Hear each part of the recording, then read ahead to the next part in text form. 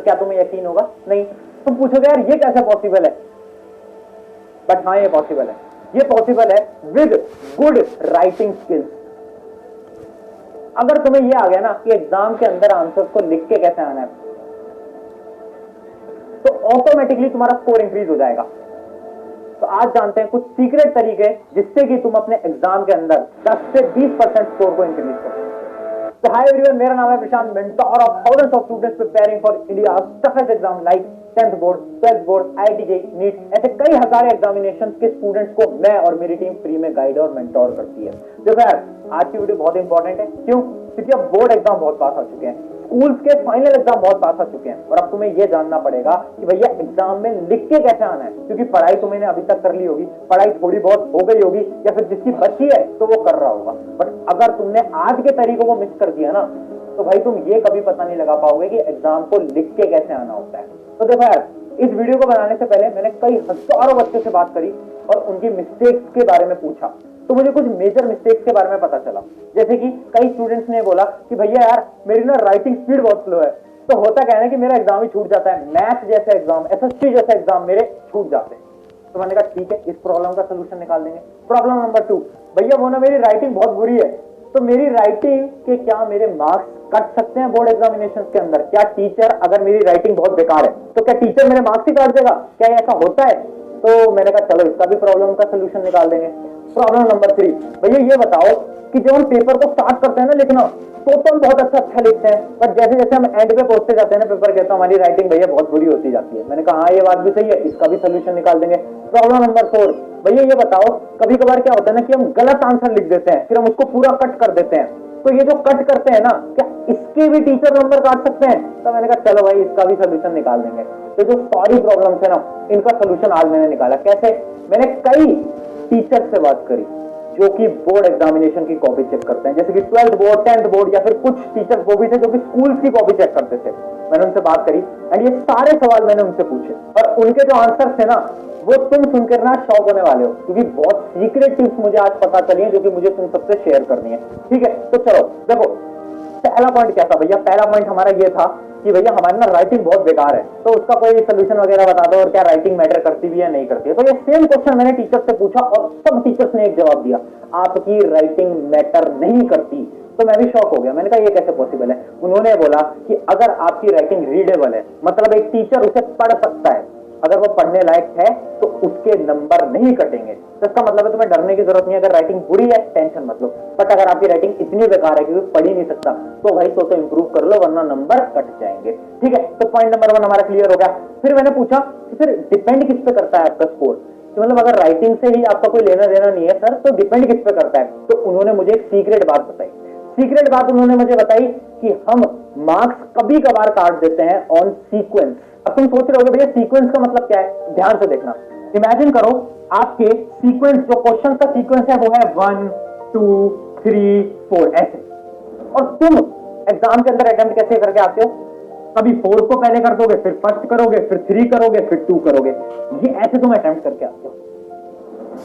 तो ना कभी कभार ना टीचर ऐसे, अगर तुम अटेम्प्ट करके आते हो ना, टीचर नंबर काट लेता है। पता क्यों काटता है? क्योंकि यार देखो, तुम टीचर के पर्सपेक्टिव से सोचो, उनके पास कई कॉपीज हैं जो उन्हें चेक करनी है।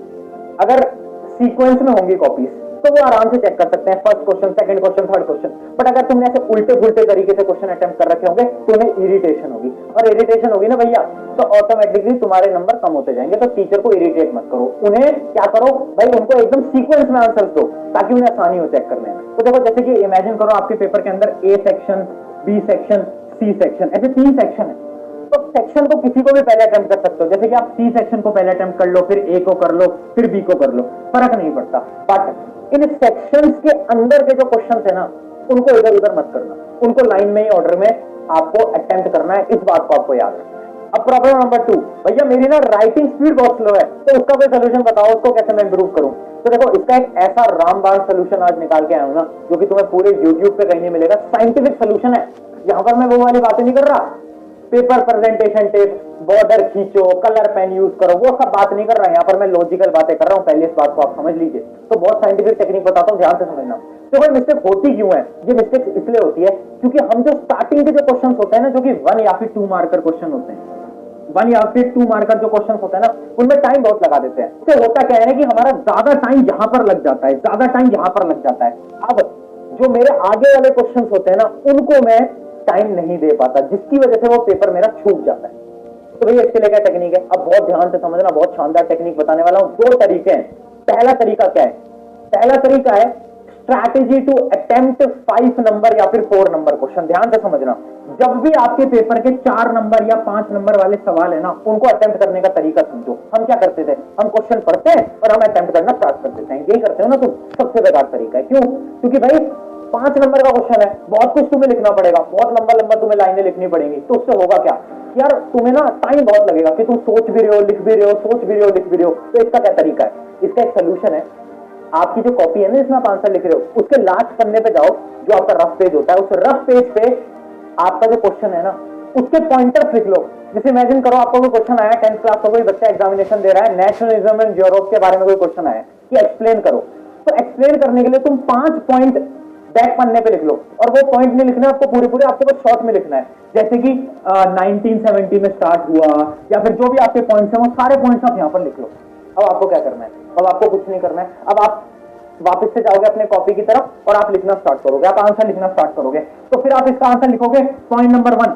अब आप कॉपी पीछे पलट के देखोगे, पॉइंट नंबर 1 क्या था? 1970 में स्टार्ट हुआ था। तो आप पूरी डेफिनेशन को आराम से लिख सकते हो कि this revolution was started in 1970 by this leader, ऐसे करके आप कुछ भी लिख सकते हो।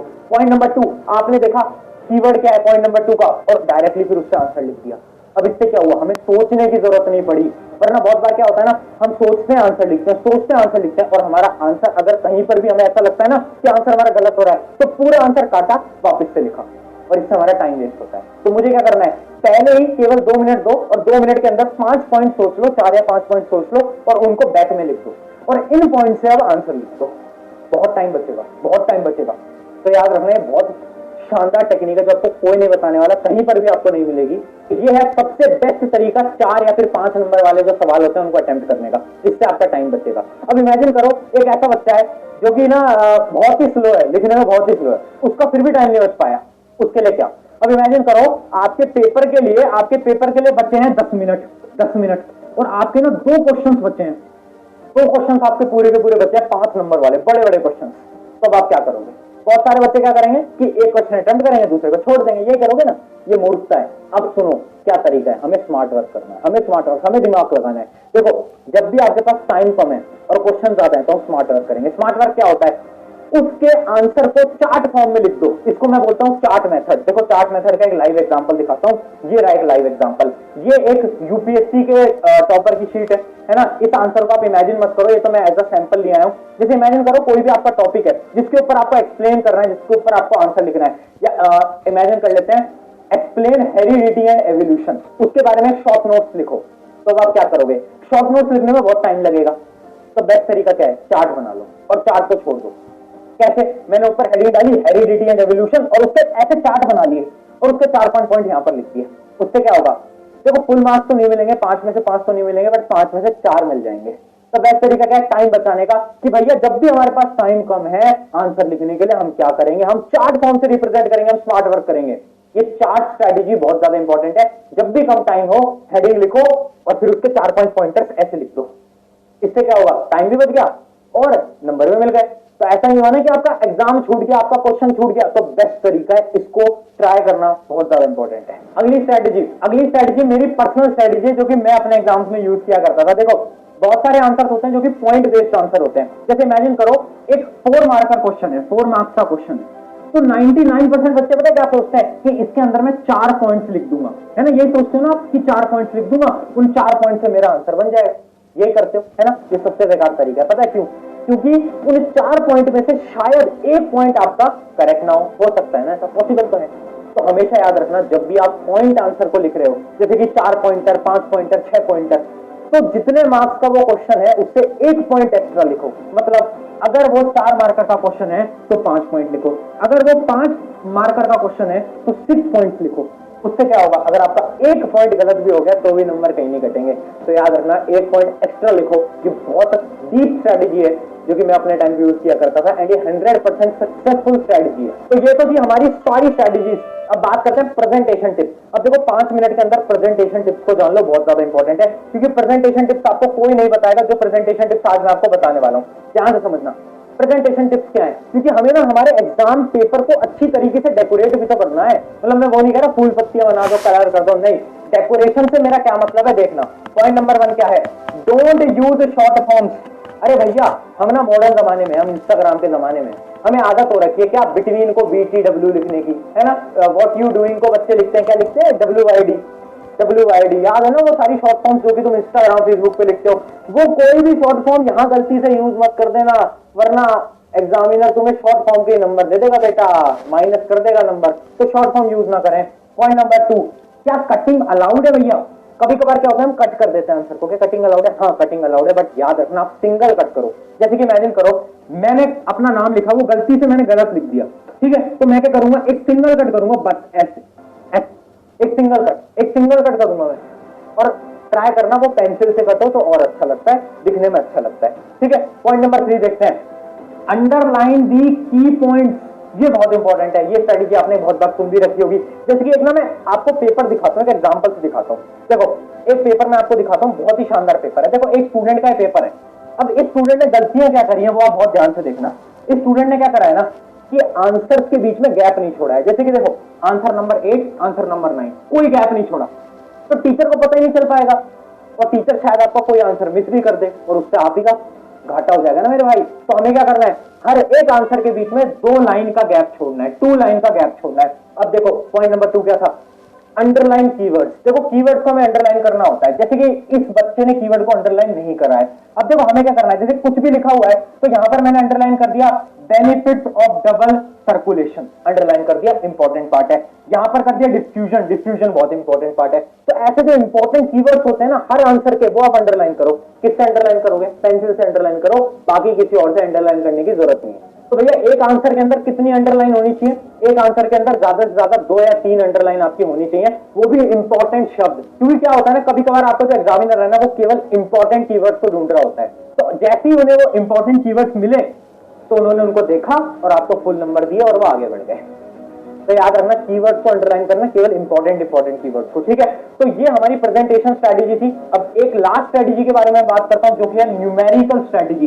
ध्यान से देखना, न्यूमेरिकल स्ट्रेटेजी। देखो बहुत सारे बच्चे जो कि मैथ का एग्जाम दे रहे होंगे या फिर फिजिक्स जैसे न्यूमेरिकल एग्जाम दे रहे होंगे, तो हमें क्या करना है, याद रखना न्यूमेरिकल जितने भी बच्चे एग्जाम देते हैं वो यूनिट को मत भूल जाना, यूनिट को मत भूल जाना। जैसे कि आंसर है आपका 10 सेंटीमीटर, तो भैया अगर तुम सेंटीमीटर लिखना भूल गए ना तो -1/2 हो जाएगा, यहाँ पर आधा नंबर कट जाएगा।